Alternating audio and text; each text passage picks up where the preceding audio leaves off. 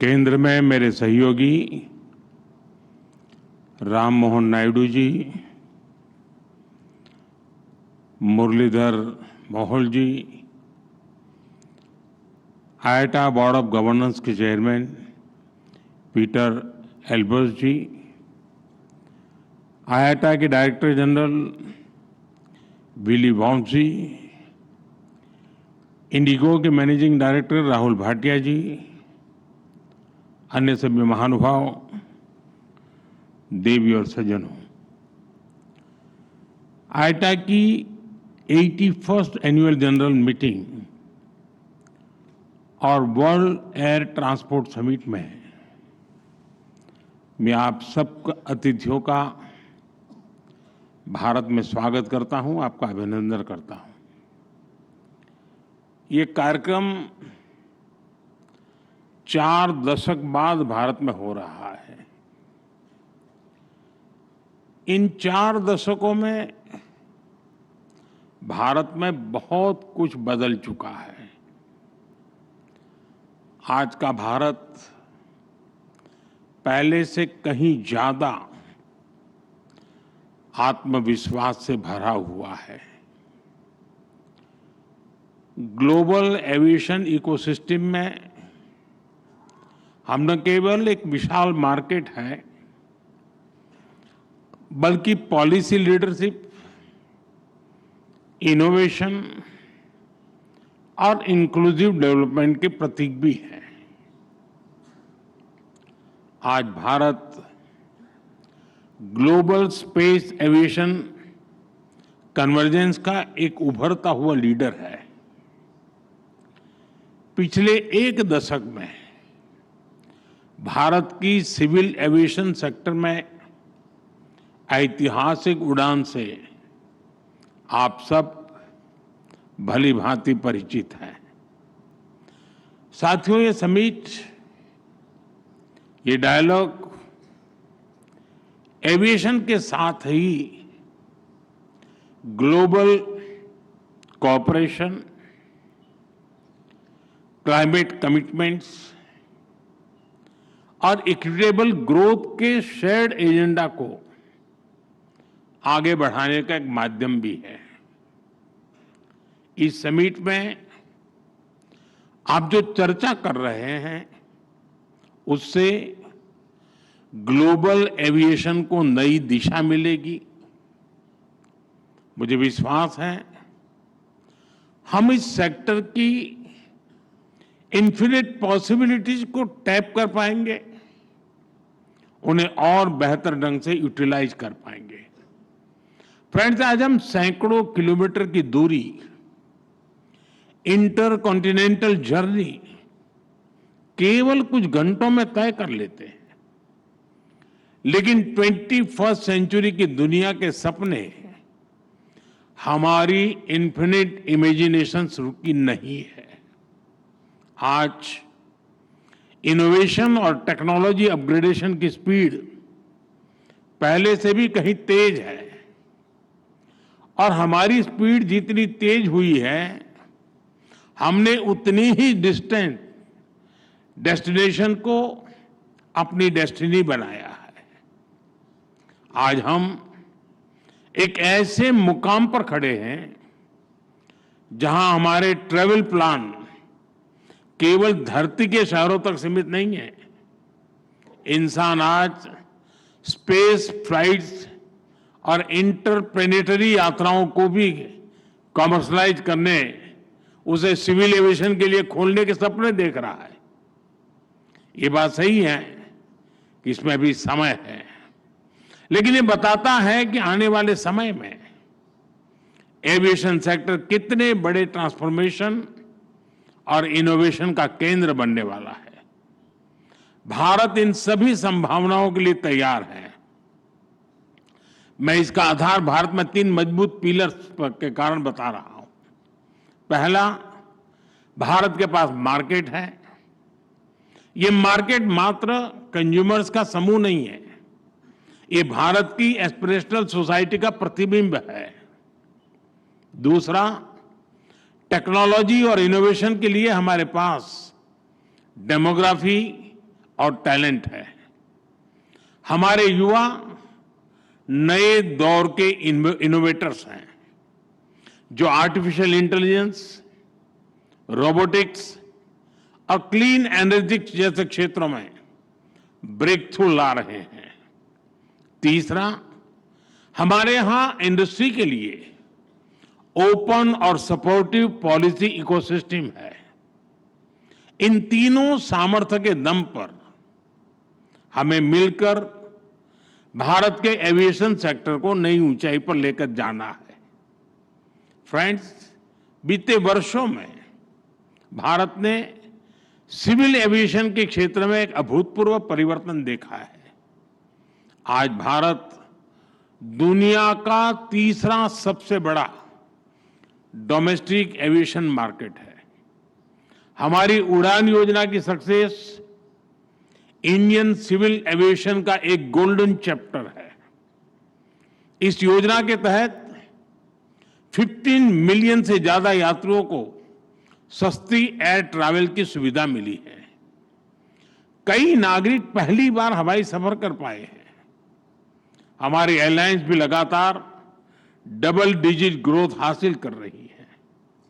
भारत और विदेशी एयरलाइंस को मिलाकर हर साल करीब 24 करोड़ यात्री, 240 मिलियन पैसेंजर्स हमारे यहां उड़ान भरते हैं। यानी दुनिया के ज्यादातर देशों की टोटल पॉपुलेशन से भी कहीं ज्यादा। और 2030 तक ये संख्या 50 करोड़ 500 मिलियन पैसेंजर तक पहुंचने की संभावना है। आज भारत में 3.5 मिलियन मैट्रिक टन सामान एयर कार्गो से ट्रांसपोर्ट होता है। इस डेकेड के अंत तक ये भी बढ़कर 10 मिलियन मैट्रिक टन तक पहुंचने वाला है। साथियों, ये केवल आंकड़े नहीं है, ये नए भारत के पोटेंशियल की एक झलक है और भारत अपने इस पोटेंशियल को मैक्सिमाइज करने के लिए फ्यूचरिस्टिक रोडमैप पर काम कर रहा है। हम वर्ल्ड क्लास एयरपोर्ट इंफ्रास्ट्रक्चर में इन्वेस्ट कर रहे हैं। जैसा नायडू जी ने बताया, 2014 तक भारत में 74 ऑपरेशनल एयरपोर्ट थे। आज इनकी संख्या बढ़कर 162 हो चुकी है। इंडियन कैरियर्स ने 2000 से ज्यादा नए एयरक्राफ्ट के लिए ऑर्डर दिए हैं और ये तो अभी शुरुआत है। भारत का एविएशन सेक्टर एक ऐसे टेक ऑफ पॉइंट पर खड़ा है जहां से उसे लंबी और सबसे ऊंची उड़ान भरनी है। और ये उड़ान केवल भौगोलिक सीमाओं को पार नहीं करेगी, बल्कि ये दुनिया को सस्टेनेबिलिटी, ग्रीन मोबिलिटी और इक्विटेबल एक्सेस की दिशा में भी ले जाएगी। फ्रेंड्स, आज हमारे एयरपोर्ट्स की हैंडलिंग कैपेसिटी हर साल 500 मिलियन यात्रियों तक पहुंच चुकी है। भारत आज दुनिया के उन गिने चुने देशों में है जो टेक्नोलॉजी के जरिए यूजर एक्सपीरियंस के नए स्टैंडर्ड सेट कर रहा है। हम सेफ्टी, एफिशिएंसी और सस्टेनेबिलिटी पर भी उतना ही फोकस कर रहे हैं। हम सस्टेनेबल एविएशन फ्यूल्स की ओर बढ़ रहे हैं, ग्रीन टेक्नोलॉजीज में निवेश कर रहे हैं, कार्बन फुटप्रिंट्स घटा रहे हैं। हम प्रोग्रेस और प्लेनेट की सुरक्षा दोनों सुनिश्चित कर रहे हैं। साथियों, ये हमारे जो विदेशी अतिथि हैं, मेरा उनसे आग्रह है कि आप डीजी यात्रा ऐप के बारे में जरूर जानिएगा। डीजी यात्रा ऐप डिजिटल एविएशन का एक उदाहरण है। ये फेशियल वेरिफिकेशन टेक्नोलॉजी के माध्यम से एयरपोर्ट एंट्री से लेकर बोर्डिंग गेट तक सीमलेस यात्रा का कंप्लीट सॉल्यूशन है। कहीं कोई पेपर, डॉक्यूमेंट्स, आईडी दिखाने की जरूरत नहीं। मैं समझता हूं भारत के ये इनोवेशंस इतनी बड़ी पॉपुलेशन को बेहतर सर्विसेज देने के एक एक्सपीरियंस से ये कई देशों के काम आ सकता है। यह सिक्योर, और स्मार्ट सॉल्यूशन का एक ऐसा मॉडल है जो ग्लोबल साउथ के लिए भी प्रेरणा बन सकता है। साथियों, भारत के तेजी से एक्सपांड कर रहे एविएशन सेक्टर के पीछे एक और बड़ा कारण है consistent reforms. Bharat global manufacturing hub बने, इसके लिए हम हर तरह से कदम उठा रहे हैं। इस साल के बजट में हमने मिशन मैन्युफैक्चरिंग घोषित किया है। इसी वर्ष हमने भारत की पार्लियामेंट में, जैसा नायडू जी ने अभी बताया, protection of interest in aircraft objects bill पारित किया है। इससे केपटाउन कन्वेंशन को भारत में कानूनी ताकत मिली है। अब एयरक्राफ्ट लीजिंग करने वाली ग्लोबल कंपनियों के लिए भारत में नया मौका खुल रहा है। आप सभी को गिफ्ट सिटी में मिल रही छूट के बारे में भी जानकारी है। गिफ्ट सिटी के इंसेंटिव्स ने भारत को एयरक्राफ्ट लीजिंग का एक अट्रैक्टिव डेस्टिनेशन बना दिया है। साथियों, नया भारतीय वायुयान अधिनियम हमारे एविएशन कानूनों को ग्लोबल बेस्ट प्रैक्टिसेस के अनुरूप बना रहा है। यानी भारत में एविएशन सेक्टर के कानून सहज है, नियमों में सहूलियत है और टैक्स स्ट्रक्चर सरल है। इसलिए दुनिया की बड़ी एविएशन कंपनियों के लिए भी भारत में निवेश के लिए एक बेहतरीन अवसर है। फ्रेंड्स, एविएशन सेक्टर में ग्रोथ का मतलब है नई उड़ान, नए रोजगार और नई संभावनाएं। एविएशन सेक्टर में pilots, crew, engineers, ground staff सभी के लिए नए मौके बने हैं। एक और नया सनराइज सेक्टर उभर रहा है, एमआरओ यानी मेंटेनेंस, रिपेयर और ओवरहॉल। हमारी नई एमआरओ पॉलिसी से भारत को एयरक्राफ्ट मेंटेनेंस का ग्लोबल हब बना के इस दिशा में तेजी आई है। 2014 में भारत में 96 एमआरओ फैसिलिटीज थी। आज इनकी संख्या 154 हो चुकी है। 100% FDI under automatic rule, GST में कटौती, टैक्स रेशनलाइजेशन, ऐसे कदमों ने एमआरओ सेक्टर को नई ऊर्जा दी है।